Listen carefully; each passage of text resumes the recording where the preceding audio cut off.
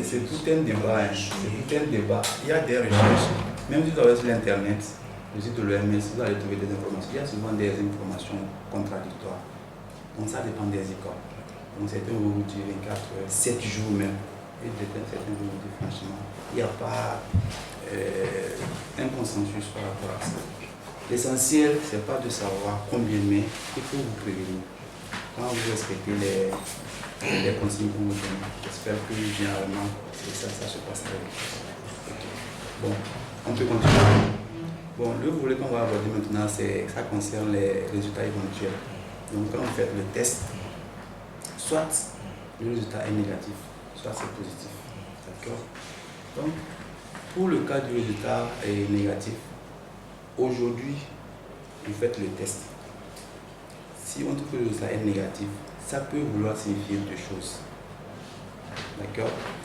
Et ça, c'est par rapport au facteur de risque qu'on vient de citer.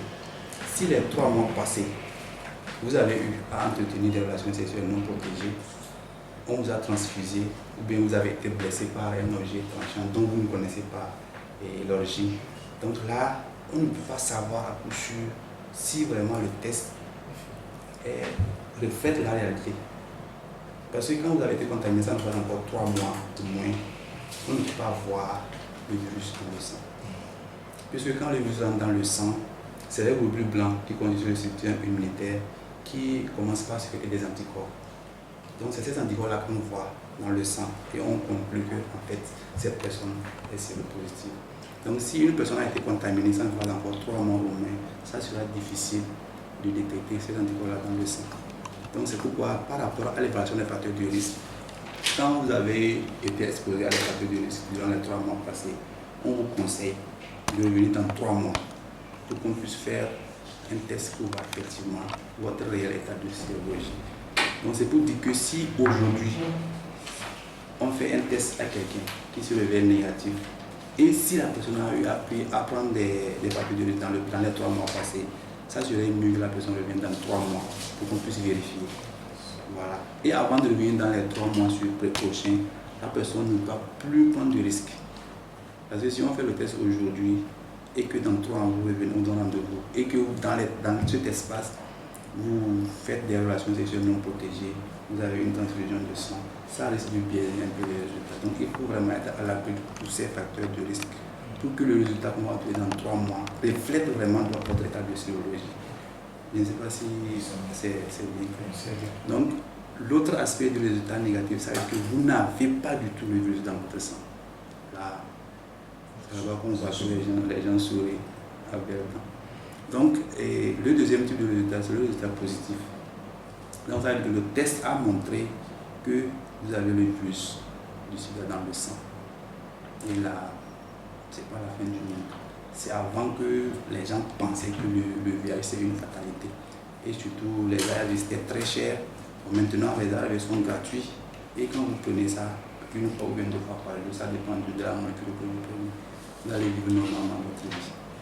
Donc, aux personnes qui ont été dépistées positives, on conseille d'adopter une vie saine qu'on appelle vivre positivement son statut.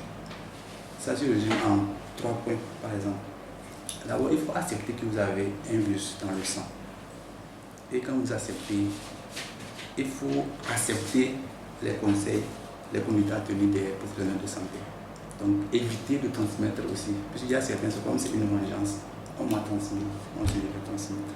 Parce que quand vous n'acceptez pas que vous avez ça, vous pouvez continuer à vivre votre sexualité comme si de rien n'était. Là, c'est dangereux. Voilà. Et l'autre aspect, c'est qu'il faut bien manger. Quand je dis bien manger, ce n'est pas une tonne de foufou ou une tonne de pâtes. Alimentation équilibrée, beaucoup de fruits et faire des exercices physiques. Ça vous permet de vous déstresser. Donc, voilà. Donc, c'est en un mot ce qu'on appelle vivre positivement son statut de séropositivité. Donc, je ne sais pas si jusque-là vous avez d'autres questions à poser, questions d'éclaircissement. C'est clair? Oui. Ok. Bon, maintenant, avant de faire le test, vous avez eu les informations. Il faut accepter de faire le test. Et si vous acceptez, parce que je vous ai dit au début que vous pouvez refuser. Après cette séance de counseling, vous pouvez refuser de faire le test. puisque c'est volontaire. Ce n'est pas parce que vous êtes déjà venu, on vous a conseillé que vous êtes obligé de faire le test. Non. Vous pouvez refuser de faire le test. D'accord? Voilà. Donc si vous acceptez de faire le test, comme vous allez aller jusqu'au bout, vous allez signer que c'est volontairement que j'ai accepté de faire le test. Hein? C'est pas un problème. Okay. C'est pas un problème. C'est pas un problème.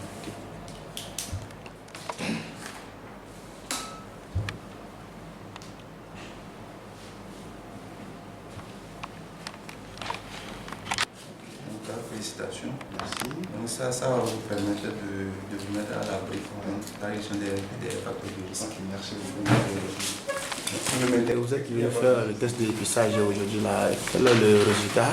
Oui, moi je suis journaliste, mais cela ne m'empêche pas de connaître mon statut.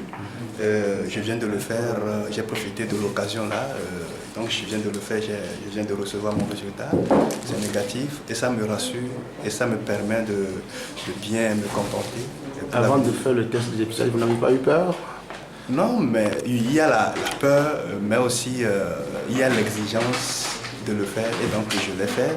J'ai pris mon courage en deux mains, je l'ai fait. Mieux connaître mon statut que de vivre dans l'ignorance. Et ça, c'est ma santé qui en pâtit et la vie des autres aussi. Et on vous a fait des condoms, qu'est-ce que vous voulez faire? Oui, ça, je vais pratiquer, je vais utiliser les condoms. C'est l'une des méthodes contraceptives pour éviter la contamination de sida. Et donc ce n'est pas aujourd'hui un tabou. Pour ça, ça me met en confiance.